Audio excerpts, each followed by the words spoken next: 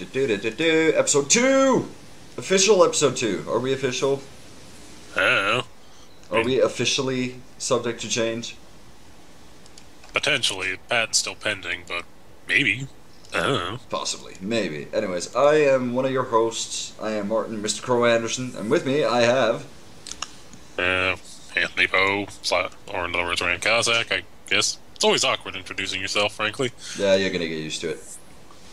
I sincerely doubt that. By the time we can afford hookers and blow, everything will be nice. I thought you did that stuff anyway. Yeah, but that's beside the point.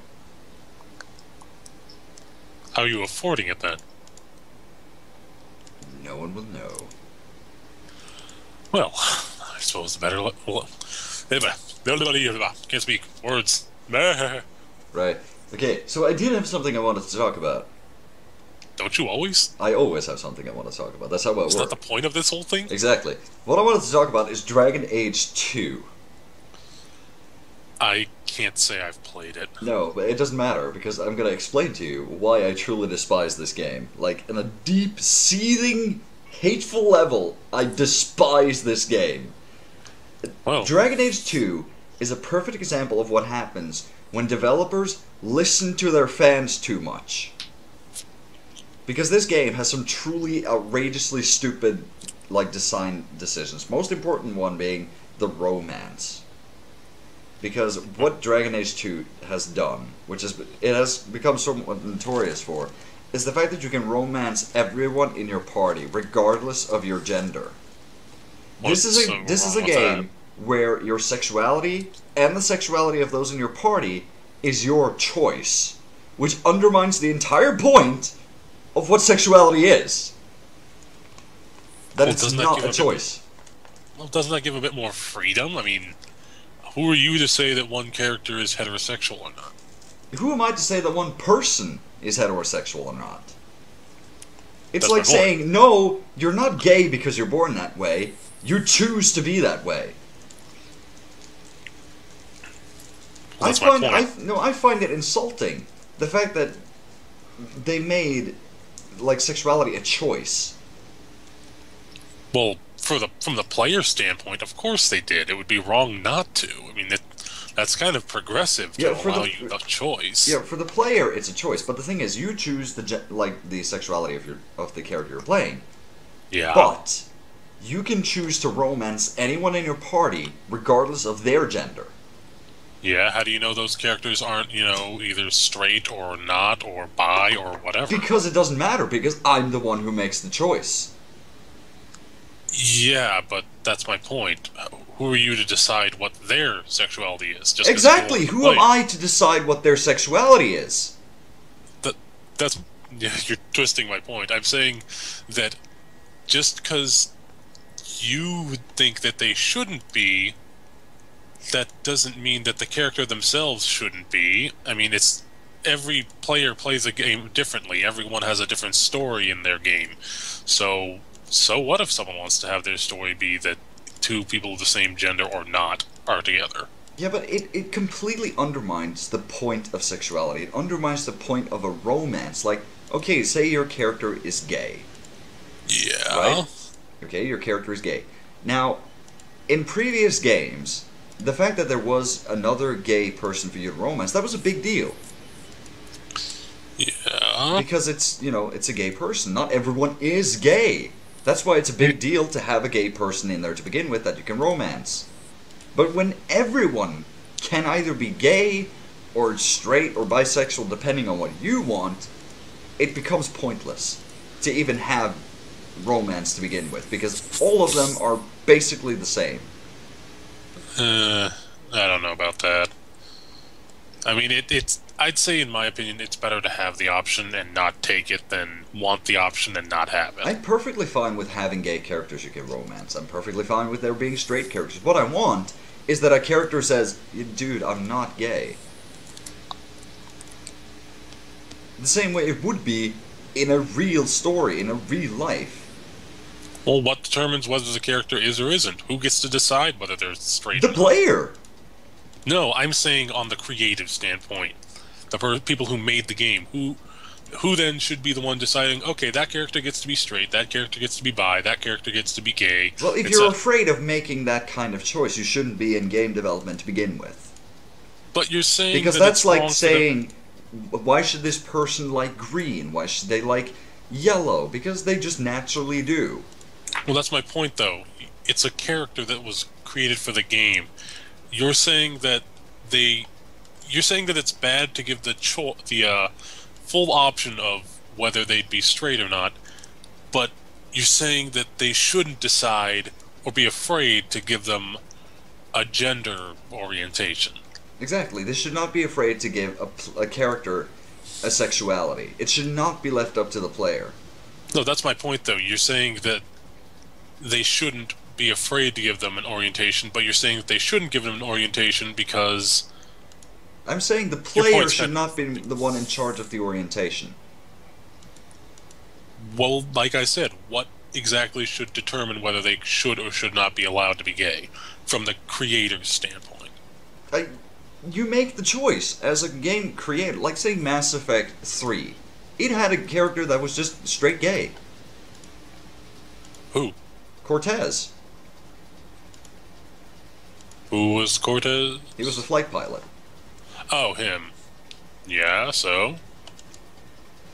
No one had an issue with that. He was a gay dude. Yeah, and you could technically get Shepard to hook up with the other guy, too. Yeah, you can.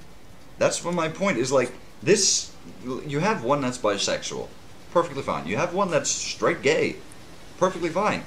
But when it becomes every single party member you have, you can choose to romance any of them regardless of gender. That's wrong. I don't know about that. I mean, heck, where would Tali, I mean, not Tali, what's her name, Liara fall into that Yeah, thing? but that's again very different because they're a monogendered species and they reproduce by entirely different means. Just saying. But I really, I'd say really, truly despise the fact that every character is completely bisexual. And they'll I hit think on you regardless of your gender. I think we're just of differing opinions on this one for once. I It don't makes think it that it's a shallow. problem, in my opinion. It makes it completely shallow. Well, that's your opinion. You think it's shallow, but the people who are playing it that like it think that it's good, so I don't think it's wrong for people to be able to enjoy it. I never said this was the general opinion. I'm saying this is why I really dislike it. Oh yeah, I know. I'm not saying you should. It's, I mean, take it like a good example actually that I can think of is in Doctor Who. Like say, Jack Harkness, good old Captain Jack. He's a bisexual, completely flamboyant bisexual at that. Let's say that up until he's not. He is not bisexual. He is omnisexual. Yeah, He has made that quite clear. He's willing to be with anyone of any race, of any gender. He's exactly. made that quite apparent. So let's say then, when Jack Harkness appeared, all of a sudden, the Doctor is like, you know what? I want to bang you. I've never wanted to bang a dude before, but you, I really want to bang for some reason. It'd be shallow as all hell. Not really. Yes, it would be. Because all of a sudden, for no reason, he's just okay with it. I view it this way: if there was build up to it and actual explanation to it, the Doctor becoming attracted to him. I'm not saying he would, because frankly, in my opinion, that'd be out of character. But if it was explained well enough, I could see it happening. Yeah, but I just can't let's see say it it's not explained beyond anything. But you know what? You're. I wouldn't mind. You. Like, just like that. Well, that's my point. In that game, There's though, no explanation for why suddenly he became bisexual. It's just, all of a sudden he is.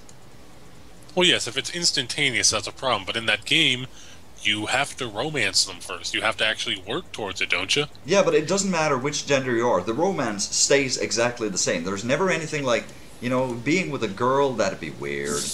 Or being with a guy, that might be difficult or weird. Or I'm not sure why I'm attracted to you or anything like that. No, there just are.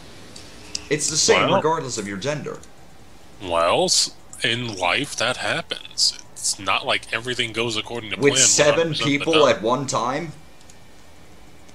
You can't romance all of them at the same time, Yes, you can you? can.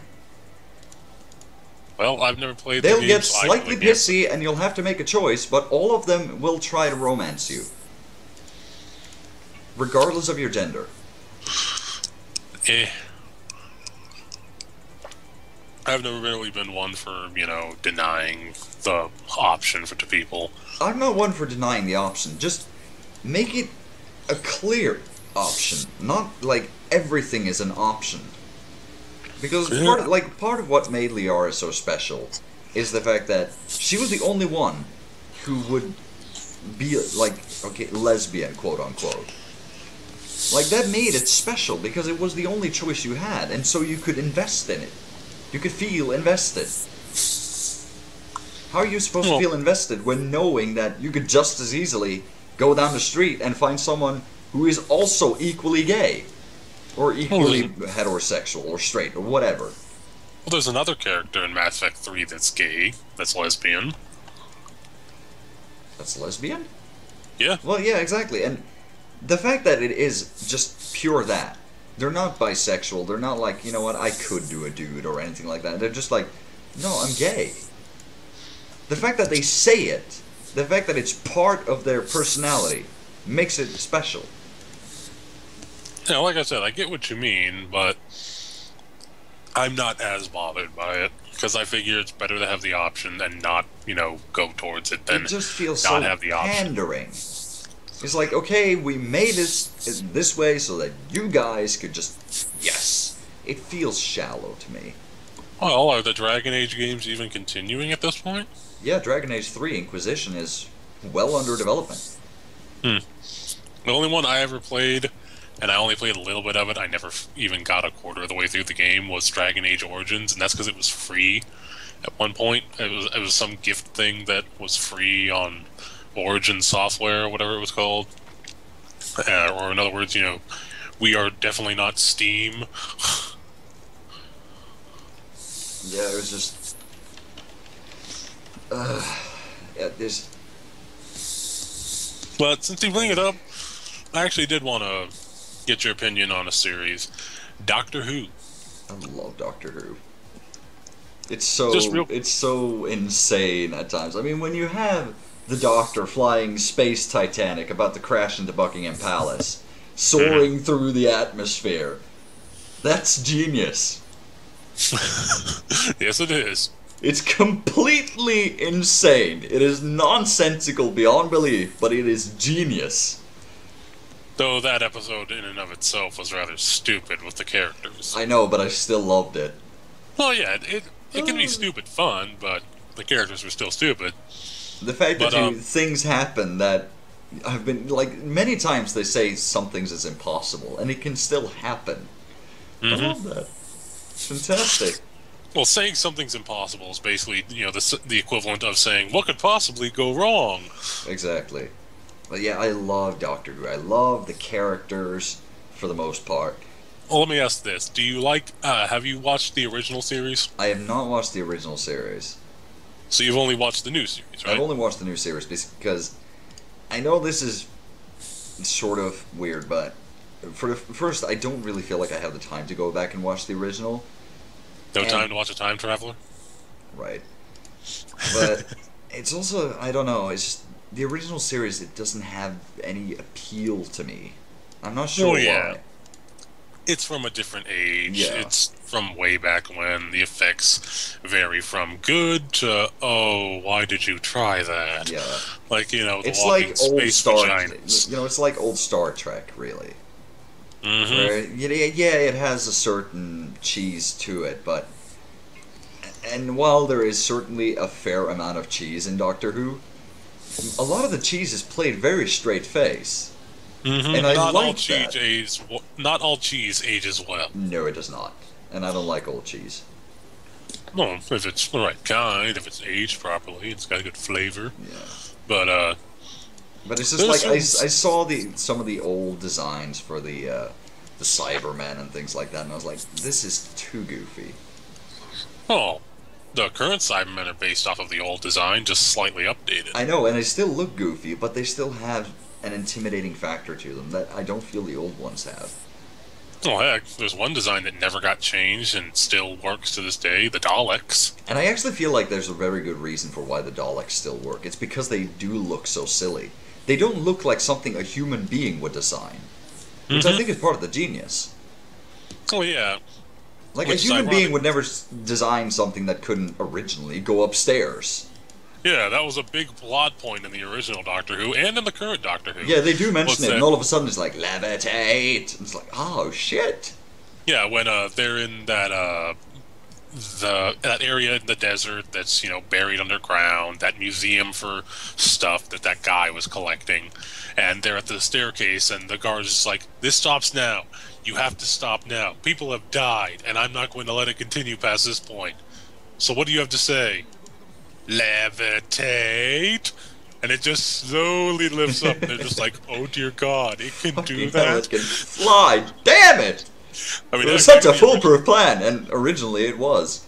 Yeah, back in the original Doctor Who, well, the old series, that's one of the only scenes I've actually looked up was the Doctor led a Dalek to a staircase, and he's just like, "Ha! You'll never get to me now! You worthless buckets of bolts can't go upstairs.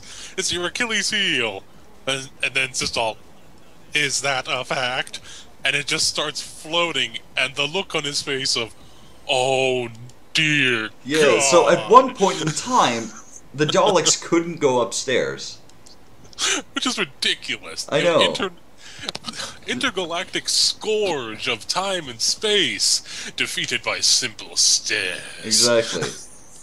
But yeah, like the original series, I can't say I'll never watch it, but at least right now I don't have any intention to. Right, no huge draw to go for it. Yeah, because I don't feel like there's anything I'm missing from it. Like, the new series does this quite well, where it doesn't really fill you in, but it doesn't completely leave you in the dark either. Yeah, it gives you a good balance of information. You have some general idea what's going on, but it doesn't spell everything out. Exactly. So I don't feel like I missed anything. And besides, Doctor Who is the kind of show where you really watch it for that episode and that episode alone. They're pretty self-contained, although there are things that stretch across the entire series, but if you watch the entire series, you're going to get all of it anyway. There's good overarching plots that, they introduce in small snippets and eventually come together. Like Bad Wolf. How Bad Wolf was fantastic. For those of you who don't know, Bad Wolf was this phrase that kept appearing throughout the entire first series with Eccleston. What was it, Christopher Eccleston? Yeah, Christopher Eccleston. Yeah. Him and Rose. Yeah, Rose Tyler. And the word Bad Wolf kept reappearing everywhere, and they felt like they were being chased by this one word throughout all of time and history. Yeah, at first they just brushed it off. They're just like, "Oh, Bad Wolf." That's a And coincidence. then as time went on, they were just like, "Bad Wolf. Where have I heard that before? And Wait, keeps we keep reappearing. hearing Bad Wolf. Bad Wolf. What is Bad Wolf?" And Probably nothing. as it turns out, spoilers, by the way. Just fair warning, spoilers. As it turns out, Rose Tyler, in order to save the Doctor, had looked into the time vortex of the TARDIS being the time-traveling police box, and became a being known as Bad Wolf. Basically a god, with control over time itself. Yeah, she channeled the heart of the TARDIS, which is the heart of the time vortex itself, so Yeah. that's time and space itself. And, well, she was able to alter the past to leave clues, and she left that one phrase, the Bad Wolf. Bad Wolf. She creates herself. So it's very paradoxical in nature that she did this before she did it. Which is, one of those things that it is about travel as possible. And that's one of the things that I really like about Doctor Who as well, is that they never properly established the rules of time travel. Wibbly wobbly, timey wimey. Yeah, the only sort of rule that they've established are things that are fixed point in time. That you can mess with them as much as you want, and the small details may change, but the overall result will always stay the same. Like the nuclear bombs at Hiroshima. It's a fixed point in time. You can never undo what happens there. You can only change the small details of how. But it will always happen. That's the Yeah. only rule that is set in stone for the most part. Because if you And like, undo it, time itself may unravel. and one example that was actually shown of time itself unraveling was when they went to a fixed point when Rose's father died, and she saved him. Yeah. Suddenly, time stopped. Nothing was moving forward. The one event, the car repeatedly trying to, run him over, kept happening over and over, and it was caught in an endless loop. And suddenly, the Guardians of Time itself, primordial beasts of time, started ripping through reality and devouring everything to clean the wound and restart everything. Yeah, so it will always happen. Another good point is when the Doctor was supposed to die. See, he was supposed to be killed by River Song. Yeah. And because she stopped it from happening, time was basically collapsing in on itself. Mm-hmm. Until finally he died. Or at Yeah. least time believed he had died. And then we find out that she didn't actually kill him to begin with. Yeah. This was, was always meant to happen this specific way. Yeah, spoiler, he was actually in an extremely sophisticated robot that micro-sizes the people who pilot it inside. The Tesseract? I don't remember what it was I called, think it was something like that. but he basically was, microscopic inside of a fake body that looked exactly like his, and it pretended like it was regenerating. So when she shot him, it looked like, oh, he's actually dying. It looks like he's regenerating. And she shot him again, so that it looked like he actually died there. Yeah. But, truth be told, it was just an act. And it was always an act. Yeah, and it was done specifically to throw off the people that knew of the Doctor, his enemies, to make them think he's really dead. Yes. Because he does have a lot of enemies. And he realized he was becoming a bit too well known again. Yeah. I mean, heck, at the beginning of the Christopher Eccleston run, at one point he gives Mickey a drive that he says, plug this into a computer with internet access. It'll wipe all information about me off of the internet and off of every system that exists that's connected to the internet. And apparently he did. Yep. Obviously, it didn't clear off everything, Torchwood and all that Yeah. good stuff. Why? That's another thing. Why does Torchwood never listen to the Doctor? Yeah, why does no one who knows about the Doctor ever listen to him? This is a time-traveling, very powerful, very smart creature. He's over 900 years old, has had multiple lives, has seen the end of time, the beginning of time, and everything in between.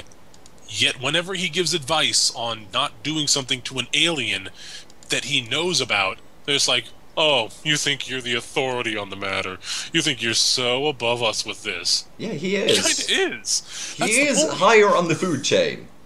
For starters. That as well. I... But, I think that there's been a lot of really interesting things in the series of Doctor Who. I love the villains. There have been a lot of really good villains. There have been a lot of flops, but there's been more good than bad. Yeah, and I when, love let's say, Davros showed up, the creator of the Daleks. That was cool. who somehow impossibly survived. He didn't survive. It was Dalek Khan who went through a rift in time, which he shouldn't have been able to do, and pulled him out of the Time War. Well, he used the the emergency temporal shift. Yeah. And he used it while he was basically completely drained of energy when he did it. So, yeah, doing that was a bad mistake because it essentially drove Dalek Khan insane. Completely insane, but it also gave him the ability to see the future. Well, he basically stared into the time vortex itself, and he saw it all, and even his Dalek brain couldn't comprehend it. So, Yeah. Which says something about how smart and dangerous the Time Lords are, because they have seen into the time vortex and come out of it unharmed-ish. Yeah, it's a rite of passage for every single child born on Gallifrey, the Time Lord's home planet. They are brought to a gateway that goes straight into the time vortex, and they are forced to look into it. And afterwards, Well, what happens, happens. Yeah, whatever happens, happens. If you decide to, And that's when you use what take you've your. seen. I believe that's when you take your name as well, your Time Lord name, Yeah, not that's your when you decide. Gallifreyan name, but your Time Lord name. Yeah, you decide what your name will be, Yeah, what title you will use and be known by. whether you're You'll the have an actual Doctor or the name. Botanist or the Master. Yeah, the doctor, the man who just wants to help people, wants to fix things, wants to solve problems, or the master who wants to rule things, wants to control things, wants to be in charge, wants power. And it's what's so great about the Doctor is, he chose the name the Doctor. He wanted to be a healer, and yet he's the one who ended the Time War. Which is fantastic, that this healer is the one who had to basically destroy everything that he has ever loved. Well, sometimes the best medicine is the most deadly. Yeah. And he hates himself for it. I'm curious, have you seen the 50th anniversary? Yes, I have. The Day of the Doctor? Yes, I have. And it was good. Yeah. For once, I won't go into what actually happened. Yeah, it's just. If you like watching Doctor Who, this is one of those things I'm never going to spoil because it is so worth watching. Mm-hmm. Most of the anniversary episodes are. Not all of them, but most of them. I've sadly only seen the 50th one because I watched most of it on Netflix except for the last of series 7 with Matt Smith. Yeah. And a lot of these specials aren't there on Netflix for me.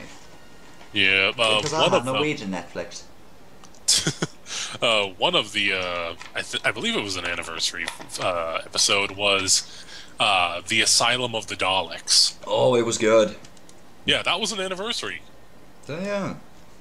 And it was really cool seeing all the Dalek designs, all the old ones, the heavy weapons Dalek, who apparently was a version that they couldn't keep using because it leaked radiation continuously and killed everything around it, including its own user. But it was cool seeing them, but they didn't really use them to their full potential. Yeah, they didn't really use the entire asylum to its full extent. Yeah, they let us see Daleks, but the Daleks didn't really do much beyond sit there. Alright, another thing that I might want, I can ask you is, who's your favorite companion thus far? My favorite companion? I'm kind of torn on it, actually. My initial, reaction, and it's one that wouldn't really get me would probably get me some support and some despising, frothing rage. My gut reaction is Rose, but only because she was the first companion I ever saw. Yeah. And I was happy for the ending that she got in the long run, but after watching through the David Tennant series and whatnot, I'd say probably Martha. Really? Martha Jones. I thought she was pretty good. Seriously? If I had to choose someone other than Rose, it would either be Martha or Donna. For me, it's either Rose, because Rose had a big attachment there because she was the first. But aside from that, it's either Donna or Amy Pond. I really do not like Martha Jones. She bored me to tears. Well, I'm not talking about the was it Matt Smith? He's the current was the current Doctor. Yeah. I have not seen the entirety of his run, so I was basing it entirely on David Tennant and Christopher Eccleston's runs. Yeah, and Martha Jones was phenomenally boring to me.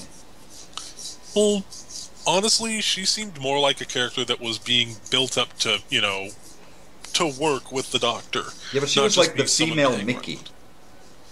Not really. Mickey was pretty worthless for the most part. At least Martha could do shit. She didn't have to be trapped in an alternate reality to, learn how to defend herself and become useful. It's just, I found her to be very, very boring. But that could honestly be more to do with the actress than the actual character. Plus, consider that with her run, well, with the run before her, actually, with Mickey, that was the initial, that was the beginning. That was them, starting up the new series, so it was rough then. But with Martha, I don't think she was that bad.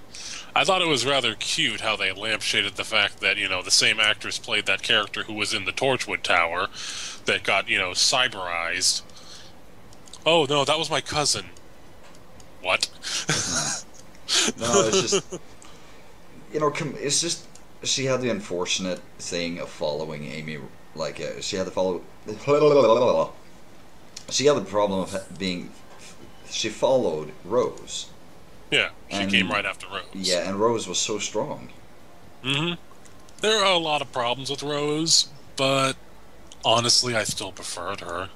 She was nice to look at too. I'm not basing it off of off of visual aesthetic, I sometimes but say that, but yeah, overall, One char- I feel Martha was the weakest one for me. one of Actually, my the absolute best episode that Martha was in was one that she was barely in at all, but it's one of the best episodes in the entire show for me, which is Blink. that's actually the episode me and my girlfriend are planning on watching tomorrow It because we've been is working our way so through the series. good. It's a Doctor Light episode, but it's a very good Doctor Light episode. It's the second Doctor Light episode of the renewed series, and it does everything that the first Doctor Light episode did in the correct way. Dr. Light?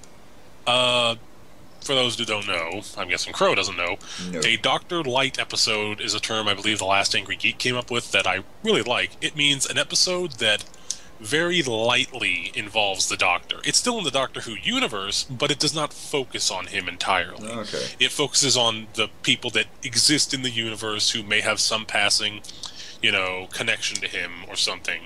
He's still technically in the episode, but it's very light amounts of the Doctor. Yeah. But it's a very good episode all the same. It's one of my favorites. The Weeping Angels are...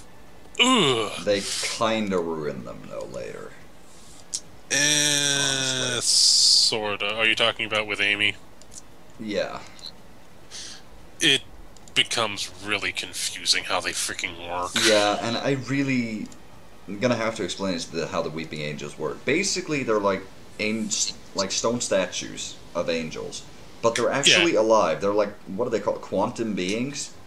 Yeah, they're being stuck in a basically quantum existence. If a living creature is visually looking in their direction and have them in their line of sight, then they are frozen in time and cannot move. Yeah. However, the moment creatures are not looking at them, they move at impossibly fast speeds, and if they come in physical contact with you, they send you hurtling back in time to a much earlier point and essentially drain the life that you would have had in your original lifetime. Yeah. And once you get back to the point you were at to begin with, you'll basically die of old age. Yeah, they are feared by every living being in the universe.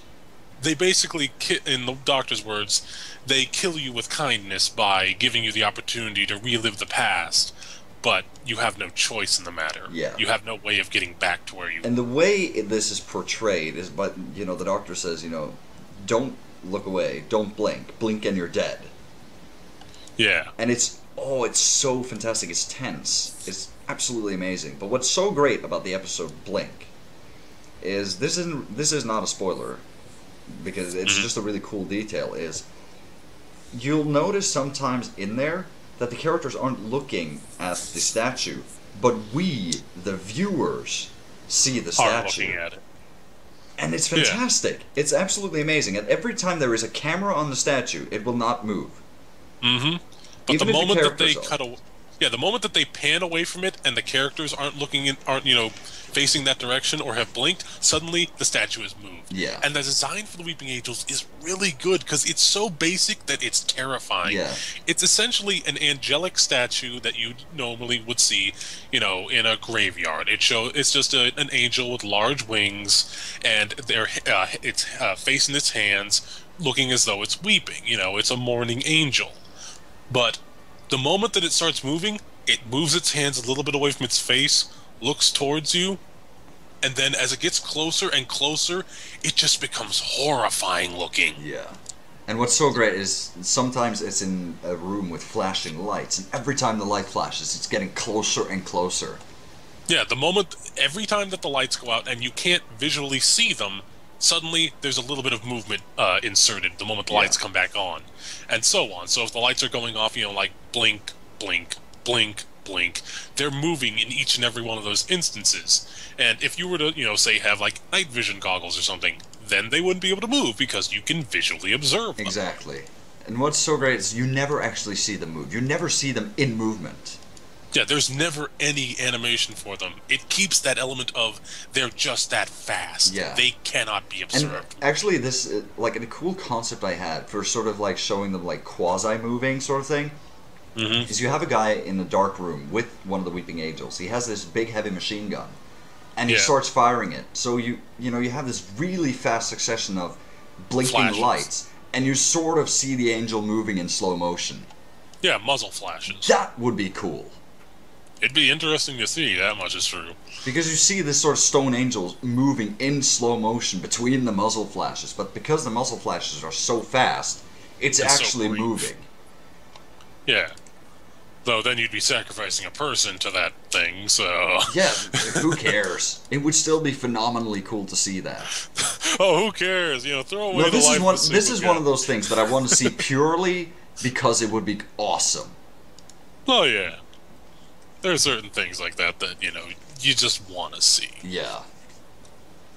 But, In general, I do enjoy the fact that we don't actually see what these things look like out of their stone form. yeah, because we're never told whether that's what they actually look like, or if they're just possessing it, or if, they're shapeshifters, or what. They 'Cause just... no one knows. Yeah, no one has ever observed them. No one has never ever seen them in their natural habitat. No one knows what they are. They just know what they know about it that they've gathered from the time that those things have existed. They're just called the Weeping Angels. No one even knows if that's their actual name. No one knows what these things are. All they know is they are dangerous. Yeah, I mean, heck, I don't think they ever said that, spoke of any method to actually destroying an angel, because you'd have to be in physical contact with it. Is there any actual means of destroying a weeping angel? I guess if someone keeps looking at it and someone hammers at it with a sledgehammer, that's it. But you don't even know if that will kill it. Plus, couldn't they just send that sledgehammer back in time, because that's coming in physical contact with it? Yeah, there's also that. And by extension, the person that's holding it. There's only one other thing in Doctor Who which I think are equally fascinating in that regard, and that's the, I don't remember the name of it, but it's the shadow that can eat people. The shadow that can eat people. Yeah, it first showed up in the Great Library. Oh, those are they were basically Basically, countless. parasites, or... Yeah, they're countless little parasites that were made from actual wood. They were made from trees. They were sentient trees that were chopped down and turned into books, and their entire planet was basically turned into a giant library, and they got pissed off and decided, Yeah, what, but we're these are things that exist in every world. They live in shadow. They are living shadows, basically. But they're practically nano-sized bacteria. Yeah, wherever there is no light, they can move there. If there's light, they can't. Exactly. And they exist in other planets, but only in very small amounts. It's not common for them to, gather up and swarm together. Yeah, but and it's they're not one really of those, malicious. It's one of the reasons why everyone is naturally afraid of the dark. Yeah, Because you can sense that they're there.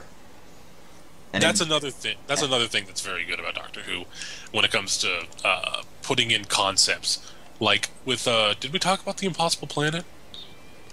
Not yet, no. Well, this is jumping to a different topic, and I apologize, but that is the whole concept of this show. But in an episode during David Tennant's run, early on in his run, they find they basically teleport to a planet where it's basically a chunk of meteor that's floating, tethered, impossibly in space, right next to a black hole, inside of almost directly inside of the gravitational field of a black hole. And even the Doctor says, this can't exist. This is impossible. It's just impossible. It's a black hole. This thing defies all cannot laws of be this nature. close. It defies all laws of physics and nature. This can't be. This can't be here. But it is. And it's amazing.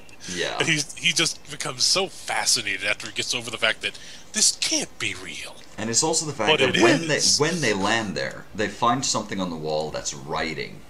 Mm-hmm. And the way the TARDIS works is it basically puts like a psychic field in your brain so you can read and understand every language ever in all of Yeah, the universe. yeah. Every language that the Time Lords have ever encountered, they've made it so that the TARDIS automatically translate it from dialogue to written to coding and so on.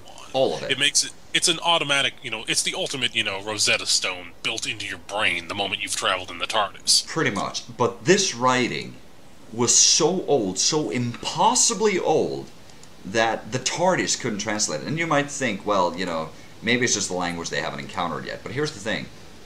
Or just maybe it wasn't writing at all. But considering the size of the universe and parallel universes and all of this, you could just doodle something on a wall and you'd accidentally write a letter of some language in the universe. It would have some meaning, some interpretation. Exactly. But these letters could not be translated by the TARDIS, which means it was older than time itself. Yeah, it came before the time vortex existed, before reality existed. Somehow, these words are that old. And when we find out why, it's amazing. Yeah, we find out that there's an entire colony on the planet that are basically they've been sent there to dig into the center of the planet and see what they can find in there. See, they've been, they're archaeologists. Yeah, they're trying to figure out how this planet is suspended right next to a black hole. Yeah, how it functions. And when they finally reach the center of it, and they send down the doctor and one of their archaeologists, only the doctor manages to get to the very heart of it. And when he does, he finds the embodiment of the devil itself. And you might be asking, well, what devil? The Christian devil, I don't know, Hades, or, No. something like that. No, he is well, actually, yes, he is those devils. He is every devil. Ever. He is the concept of the devil, the concept of fear.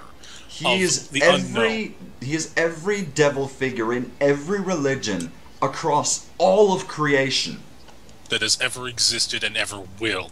Just by presence of existing, this thing exudes fear throughout all of the universe. Without having to do anything. By just sitting there, shackled in its cage, which is brilliantly designed. Apparently it took the entirety of whatever race existed before time itself, because this creature existed before the universe existed, before time began. Whatever races existed back then came together and trapped him within that planet and put him next to a black hole. And he's basically chained in. He's a giant monster. He's, like 5 stories tall, breathes fire, and he's chained in there with 2 vases set on top of pedestals. If you were to break one of the vases, he would be freed, physically. But the moment you do that, the gravity tether that's holding the planet in place will vanish, and he'll be dropped into a black hole. So the moment that he tries to escape, he'd kill himself. Yeah. And even then, it's not guaranteed that he would die. And they put him in this position right next to a black hole because they couldn't find a way to kill it. Yeah, they had no way of killing it, and they had no way of containing it forever. So yeah, they made a prison. They made a prison that was actually ridiculously easy to escape from. But if he did, he would fall into a black hole. They had to rely entirely on the bluff that, do you know what happens in a black hole? Do you know what would occur if you were to fall into one? You would probably die. You don't know, though, do you? And because you don't know, if you do anything, you'll find out. And he couldn't risk it. So the plan that it devised, the Beast, is that it basically sent out its own thoughts and possessed this person and basically took over. So the Beast was still chained, but the mind was free. And it planned on waiting until once its mind had escaped the gravity field that the black hole would create if the tether were ever broken, then it would have its cage destroyed so that it would be free forever. Yeah. It would have no way of being recontained. Yes, it would be in a human body, but The moment it's outside of that gravity field, it would just infect anyone around it, take control, and spread unspeakable horror throughout And existence. we don't know how it works. It may very well be able to rebuild its body out of a human one. Hmm. And We have no knowledge of what this thing actually is, beyond the fact that it just exudes fear. the Doctor put it best. This is something that the Doctor does really good in Doctor Who. When Rose specifically asked, "Was that the actual devil, the real devil?" All he had to say was, "I don't know. It might have been. It might not have been. I can't say," because he genuinely didn't know. It doesn't It could force be the devil. He had no idea. Yeah, the series doesn't force the idea down like saying, "Yes, that was the devil." Simple as that. It was just a possibility, though, And and one that he can't ignore. another thing they did really well with the devil, or the beast, or Whatever. call it, or whatever it was it called itself, is that is one of the few things that was made with CGI in the entire show, and this is one of the cases where it really fit because it felt unnatural. It really didn't feel like it belonged, and it fit perfectly. Yeah, you could have made an animatronic of it. You could have made a King Kong sized animatronic, but the way they designed it and animated it, it just worked too well to, not to use it that way. It fit in how strange and abnormal it was. It felt like it worked. didn't belong. It was something that just shouldn't be there. Exactly, and that's perfect. Which And is in contrast with, I believe it's the first episode of that series. Yeah. Or the first episode of a later series after Rose, when Donna shows up. Is this big alien creature called Arachnos, which is basically half human, well, not half human, but half spider with a humanoid creature Yeah, it coming has a from the humanoid body. torso. A Yeah, humanoid torso. And this entire creature from from the waist down at the torso was a gigantic animatronic puppet.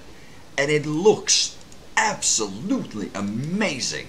It is a stunning piece of work. I mean, and the freaking the facial makeup they put up on the actress that was playing the Arachnos Queen, it just looked fantastic. It really looked like this huge creature was standing there. And it was physically. It really I mean, heck, was. when a character comes up behind it, about to attack it, you can physically see it is in fact physically there. He's grabbing onto her. Yeah, there's no, lines from an obvious, CGI input or whatever. It's physically there. It has actual mass. It's not just some digital insert. No, this was a And human being inside or coming out of this enormous puppet. And it was being moved. People, there was probably like 20 people making this thing move. And it's beautiful. It really is beautiful. And That's one thing I love that the fact that the Arachnos didn't die. She's still out there. No, she did die. Did they shoot Yeah, her her down? spaceship. Yeah, her ship was shot down by combined tank fire from the surface, and it didn't. It apparently, I don't know how exactly it managed to siege the entirety of England, and then a few well placed cannon shots from tanks managed to just rip it apart until it explodes in the I sky. don't remember it exploding. I thought she escaped.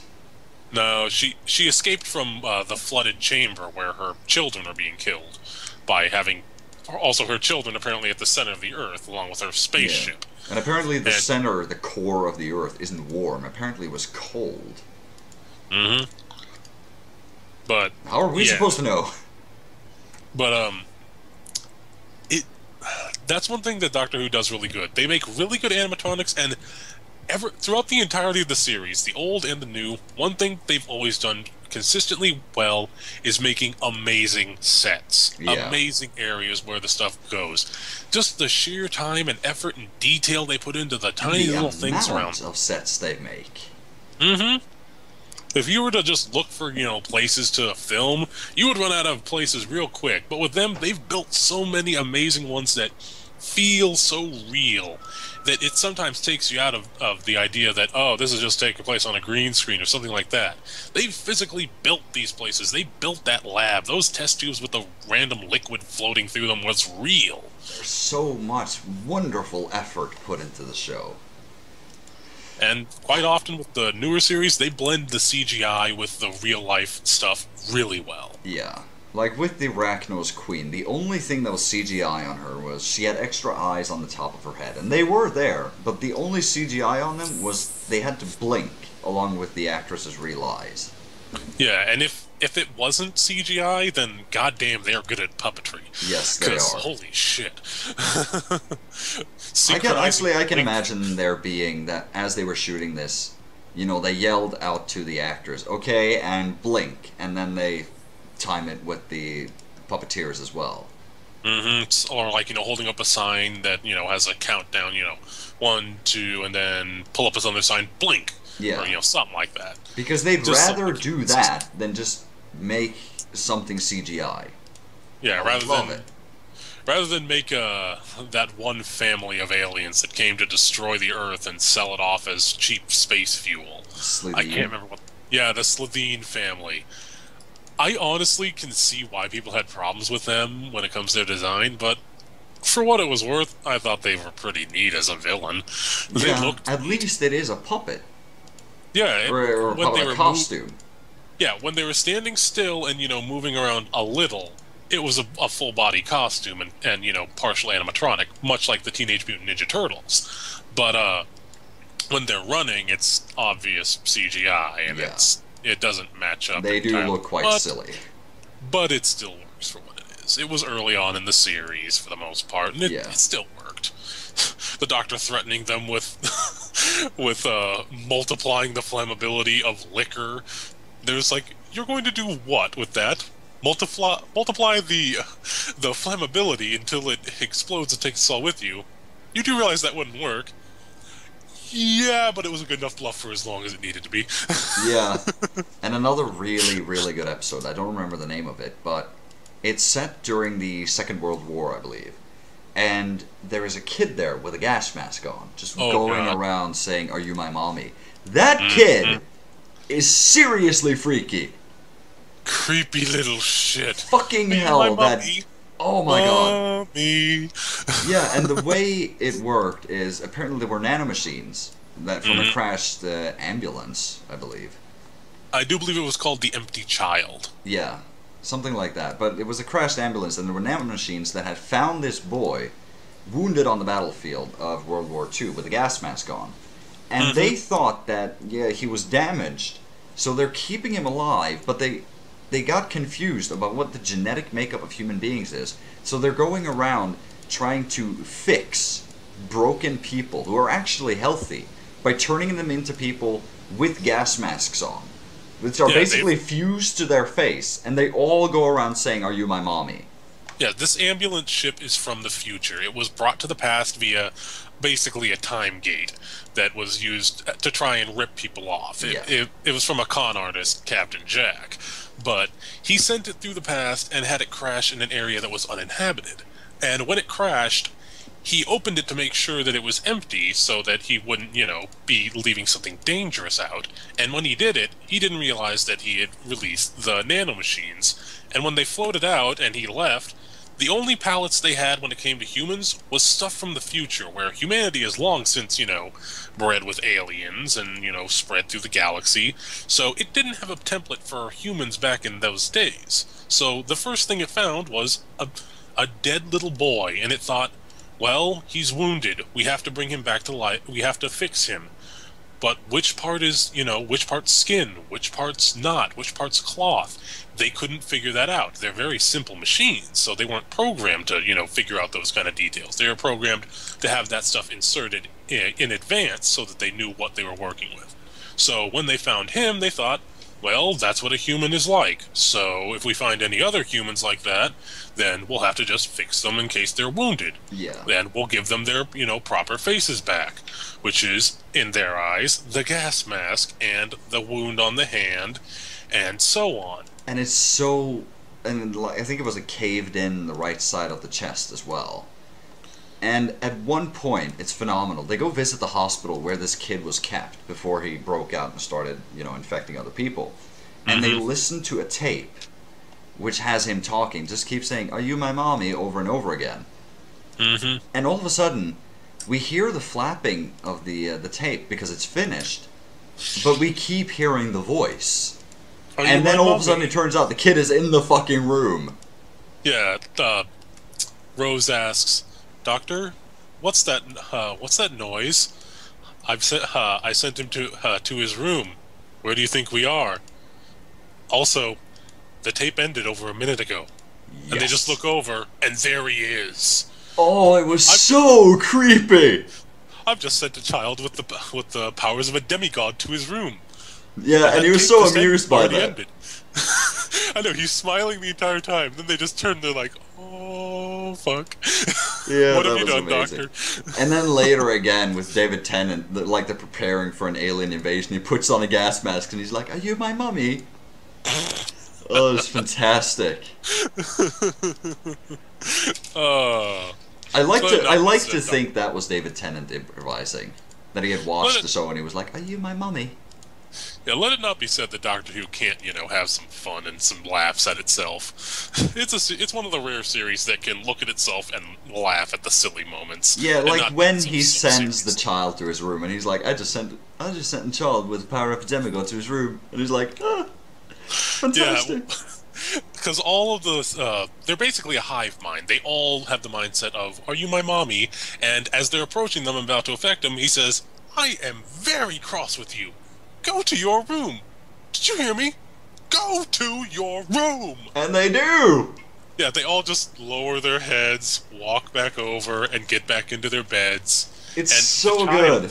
The child hears this somehow through all of those ones, and it was about to infect its mother, and it just walks away, goes back, and ends up there in its room. And it was creepy, like, oh my god, that entire... I think it was like 2 episodes. Yeah, I think it was... 2 or 3 episodes, I can't remember, but either way, it was really good. Yeah, it was The Empty Child and The Doctor Dances. Yeah. And, heck, they pull out a piece of wall using Captain Jack's sonic cannon, and it temporarily removes the piece of wall, then they go through it, and it replaces it perfectly, and it's like 4 feet worth of wall, and then suddenly, it just starts punching its way through it. Yep. Creepy for such a small thing. Yeah, that's another thing that is about Doctor Who, is Sonic, like, don't underestimate the word Sonic. It's dangerous and awesome. Okay, this thing can function as a sonic resonator, a sonic cannon, and a sonic disruptor. What have you got? I've got oh, never mind. What is it? Tell me. It's sonic. Totally sonic. Sonic what? Sonic what? Screwdriver! Yeah. And that's another thing about Doctor Who. Like, how iconic that frickin' screwdriver has become. Mm-hmm. It's just... It's one of those things I've never understood until now that I've watched the show. How awesome that thing is. How multi-purpose it is. Yeah, and it's so simple. Like, as a prop, it's unbelievably simple because it's just this flashing light, like, and then he just listens to it and looks at it, and there's nothing to look at or listen to, really, unless you're the Doctor. Yeah, it's basically a large metal pen that's had its cap ripped off, and you shoved a, flashy light on the end that can, make little me noises. Yeah. And yet it can do so much. That's one of those things I like to think, that the actors who play Doctor Who get to keep the sonic screwdriver afterwards. Well, I'm sure they're given their own, personal copies of it. Yeah. I mean, I've seen pictures of David Tennant where, he's been out and about and he's, taking pictures with fans at, randomly out on the street, and he has the screwdriver with him. Yeah. That's fantastic. There's so much to like in the show, but I can see why some people don't like it as well. Because it can be very, very goofy. It can be overwhelming, too. The fact that it's been going as long as it has been can be a bit threatening to some. It's just like, I have to watch how many episodes to get caught up? Yeah, but that's one of the things, like, I'd have to say just start watching from the 2005 run with Eccleston, because you might miss some things. There are things that aren't really that explained, but overall, it's very good at explaining the things that need explaining, like what the Daleks are, what the Cybermen are, and things like that.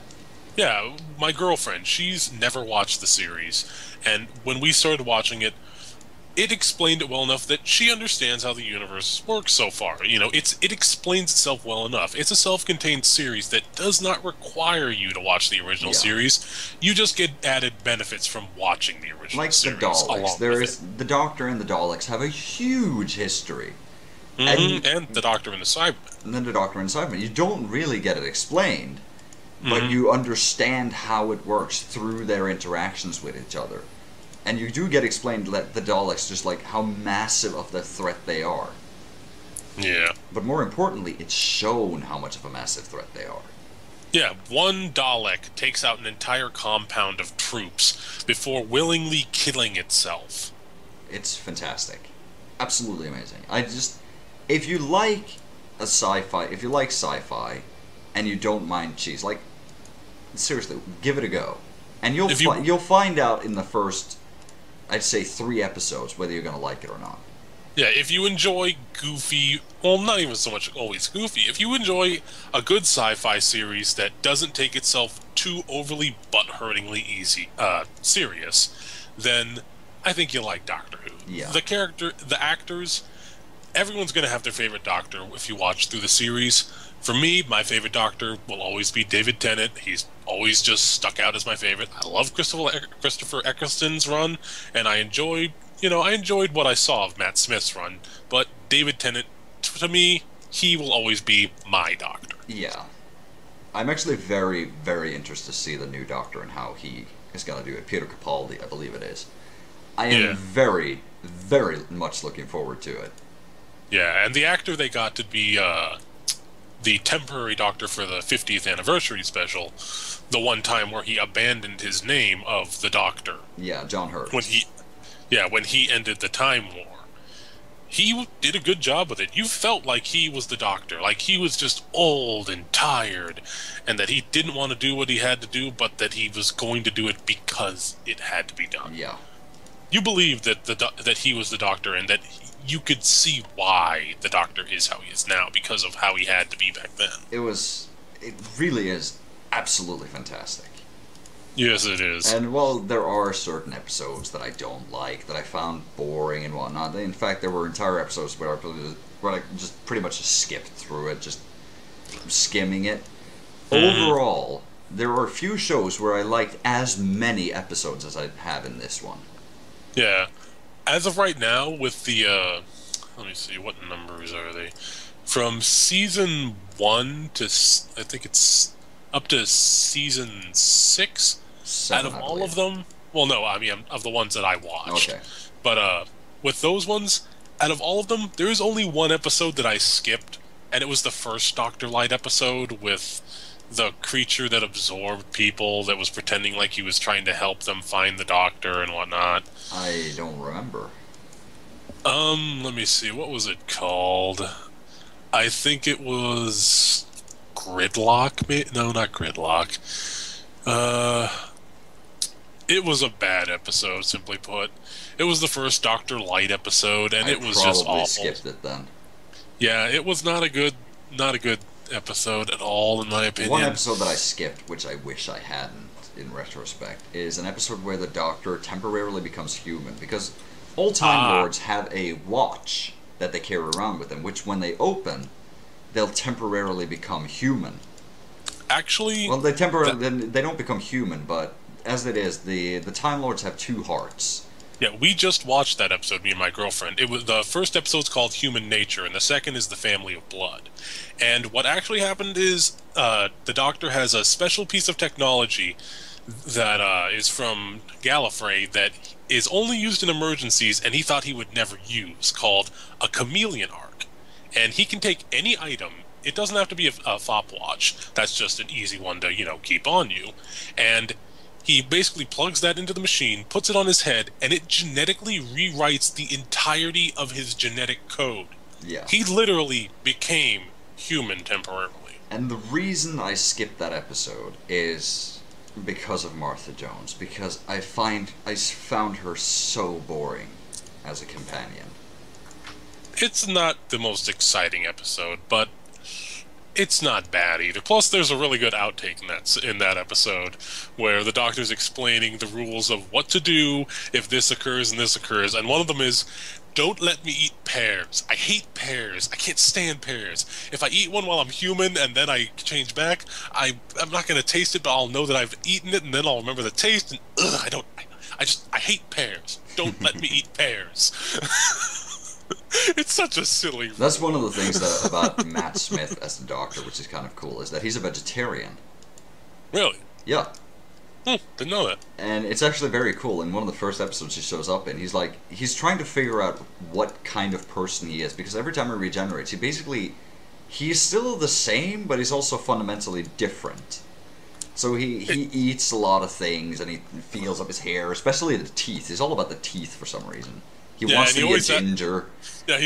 Whenever he regenerates, one of his first questions is, am I ginger? No. Why am I never ginger? I want to be ginger. So the first time he shows up, he needs to try food. He wants to figure out what kind of food he likes. And what he does is he sits and eats fish fingers, dipping them in custard. Mm-hmm. I felt sick watching that. It was like, oh my god, man. What are you doing? And later he has a bowl of custard and he's just drinking it. And then him and, the others, Amy Pond and whatnot, that becomes, pretty much a snack for them when they're hanging out together. Fish fingers and custard. It's one of those things oh my god, that looks so disgusting. Yet they're loving it. Yeah, for some reason. I do believe that is all we have time for.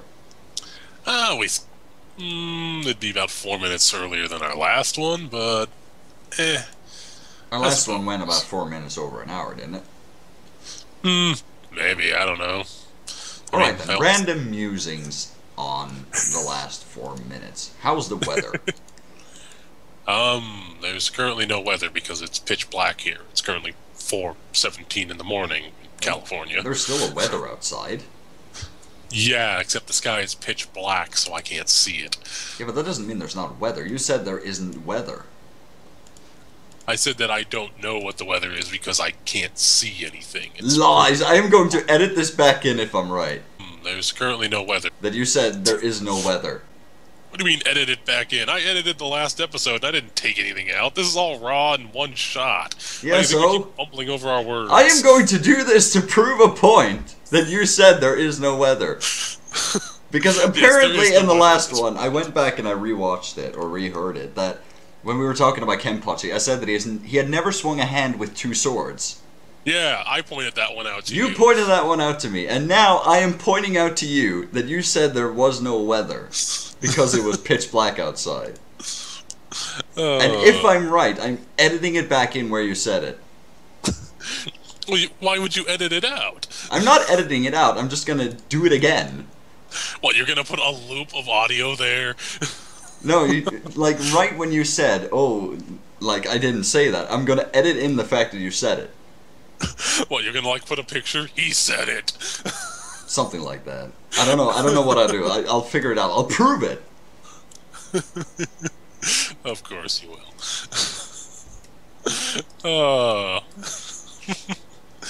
Oh my god, we went through this entire episode and we were only on a single topic. Well, kinda two. How were we on two of them? We talked about the Doctor throughout the entire day. And Dragon Age. Yeah. That's how it began. You know what? Here, I know how you can fix Dragon Age so that you'll be perfectly happy. Replace every single one of the party members with Captain Jack. Okay, yeah, I would definitely play that. There you go. Problem solved. And Jack did say it. If there was more of him, he would totally bang himself. It's not in those exact words, but I do believe it's something very close to it. I think he said something along the lines of, if he would ever meet himself in the past, he'd give it a shot. Yeah. I mean, who wouldn't? The man has kissed the Doctor. Yeah, he did. Oh my god, the amount of fanfiction that sprung. Like, I saw that happen, and I'm like, I felt the amount of fan fiction in the world about that one kiss. He's kissed both of the Doctors, to my knowledge. I believe he kissed both Christopher Eccleston and David Tennant. I think so, yeah. Because I know for a fact that he kissed Eccleston because he kissed him. I was actually, I'm gonna. Wolf episode. I'll admit, I was hoping he would do that. No, because it's been established all along that he's continuously flirting with the guy. All the time he's flirting with him. And at this last moment where he's supposedly heading to his death, and spoiler, did in fact die, it makes sense for me that he would do that. Yeah, he wants to have no regrets, just like, see you on the other side, you magnificent son of a bitch. Yeah, and the Doctor even, he was totally cool with it. Yeah, the Doctor is not judgmental. The Doctor is so damn open to everything, and that's what makes him a really great guy. And I do like that in Doctor Who, there is in fact a fair bit of homosexuality in it. And they don't look down on it. No, it's just like, it's there. It exists, so what? There is even a Homo reptilis lesbian, which is basically what, like, looks like a human but has scales. It's basically a dinosaur that evolved further. Right. And she's a lesbian. Yeah, and she's married.